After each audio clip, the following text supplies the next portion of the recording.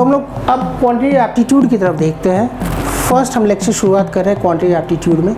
और quantitative aptitude में जैसे मैंने आपसे कहा था 3 विधाएं हैं, अर्थमेटिक,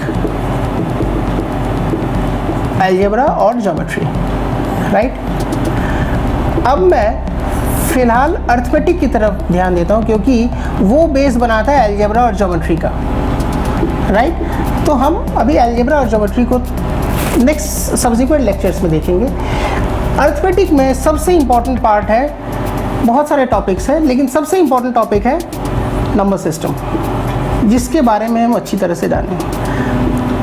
आपको ये पता होना चाहिए हम जो नंबर्स इस्तेमाल करते हैं वो 0 से लेके 9 के बीच में इस्तेमाल करते हैं। सारे नंबर्स हमारे जो होते हैं वो 0 से लेके 9 के बीच में ही रहते हैं।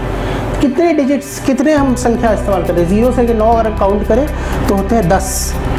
10 मतलब हमारा जो सिस्टम है वो दशमलव सिस्टम है, इसीलिए हम इसे 10 है और दशमलव है, तो इसीलिए हम लोग से डेसिमल सिस्टम ऑफ नंबर्स कहते हैं, करेक्ट। अब नंबर सिस्टम को जानने के लिए सबसे पहले हमें नंबर्स के बारे में जानना पड़ेगा कि नंबर्स एक्चुअली होता क्या है, राइट। तो मैं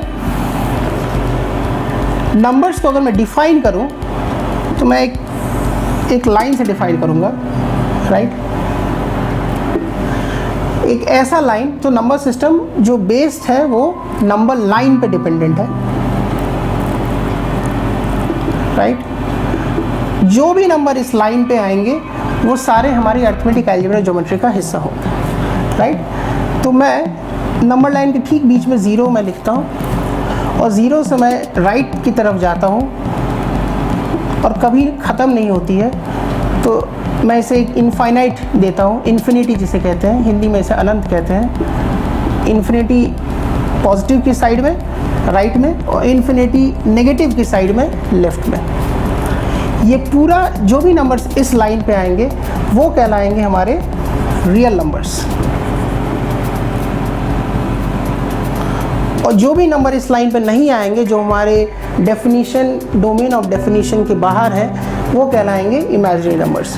तो जाहिर सी बात है हम इमेजिनरी नंबर्स के बारे में डिस्कस नहीं करेंगे, सिर्फ और सिर्फ रियल नंबर्स जो हमारे पूरे एग्ज़ाम्स का हिस्सा है। जितने भी कॉम्पिटिटिव एग्ज़ाम्स हैं उस सब एग्ज़ाम्स में रियल नंबर्स के बारे में ही पूछा जाता है, राइट। तो उन रियल नंबर्स के बारे में ही हम जानने की कोशिश करेंगे।